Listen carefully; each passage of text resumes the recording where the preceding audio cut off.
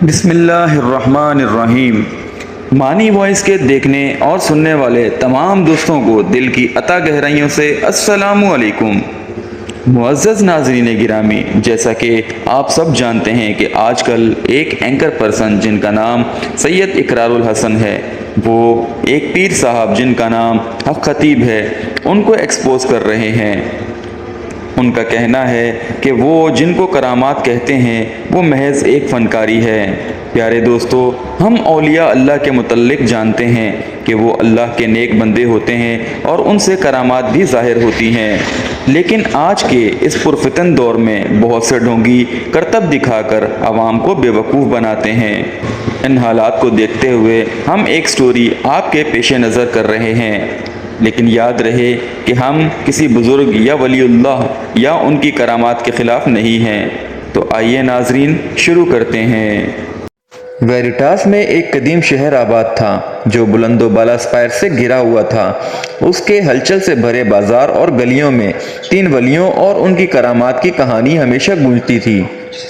صرف انہی کے افسانے گونجتے تھے۔ وہ تینوں خدائی تعلق کا دعویٰ کرتے تھے۔ ان میں سے ایک کا دعویٰ تھا کہ وہ آنے والے وقت کی صحیح پیشن گوئیاں کرتا ہے، جو بقول اس کے صحیح اور سچ ثابت ہوتی۔ ان میں سے دوسرے کا دعویٰ تھا کہ وہ آسمانی مخلوق سے باتیں کرتا ہے، جس کے ذریعے وہ لوگوں کے مسائل کا حل بتاتا اور ان کی پریشانیوں کو دور کرتا۔ اسی طرح ان میں سے تیسرے کا دعویٰ تھا کہ وہ بیماروں کو شفا دیتا ہے، وہ لوگوں کو چھو کر یا دعا کر کے ان کی بیماری کو دور کر دیتا ہے۔ ان کے یہ کرتب دیکھ کر لوگ ان پر اندھا اعتقاد کرنے لگے، لیکن ناظرین، جھوٹ تو جھوٹ ہی ہوتا ہے، ایک دن تو سچ سامنے آ ہی جاتا ہے۔ تاہم وقت گزرنے کے ساتھ ساتھ حقیقت لوگوں کے سامنے آنے لگی۔ دھوکہ دہی اور ہیرا پھیری کی افواہوں نے ان کی ایک بار چمکنے والی ساخت کو داغدار کر دیا۔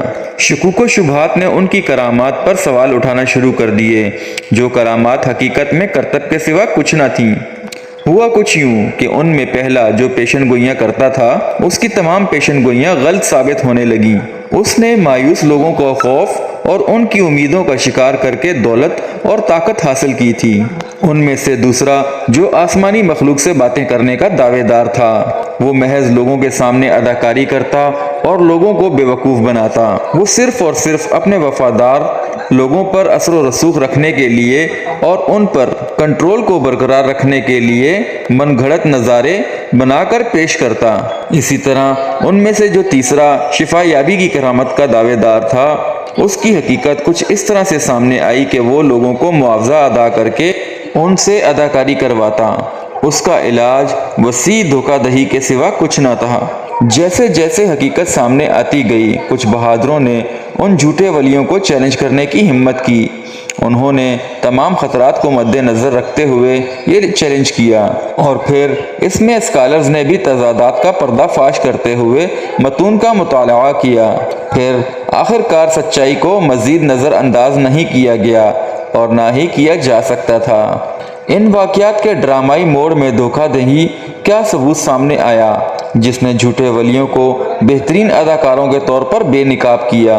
ایک بار تو ان سے پیار کرنے والے لوگوں کا ہجوم ان کے خلاف ہو گیا، لیکن پھر ان کے دھوکے کے لیے انصاف کا مطالبہ کرنے لگا۔ پیارے دوستو، یہ کہانی ایک احتیاط کے طور پر کام کرتی ہے۔ پتہ چلتا ہے کہ ہمیں اندھا اعتقاد نہیں کرنا چاہیے۔ یہ ہمیں خطروں کی یاد دہانی کرواتی ہے۔ جہاں ان جھوٹے ولیوں کے نام دھندلے پڑ گئے ہوں، وہاں ان کی کہانی تاریخ در تاریخ میں جھوٹے ولیوں کی رغبت کے خلاف ایک انتباہ کے طور پر زندہ رہے گی۔ مزید اس طرح کے دلچسپ واقعات دیکھنے اور سننے کے لیے ہمارے چینل کو سبسکرائب کریں، ساتھ لگے گھنٹی کے بٹن کو بھی دبائیں، لائک کریں، شیئر کریں اور کمنٹ سیکشن میں اپنی قیمتی رائے کا اظہار ضرور کریں۔ اور ہمارے چینل کے لیے آپ کے پاس کوئی بھی تجویز ہو تو کمنٹ سیکشن میں اس کا اظہار ضرور کریں۔ شکریہ، جزاک اللہ۔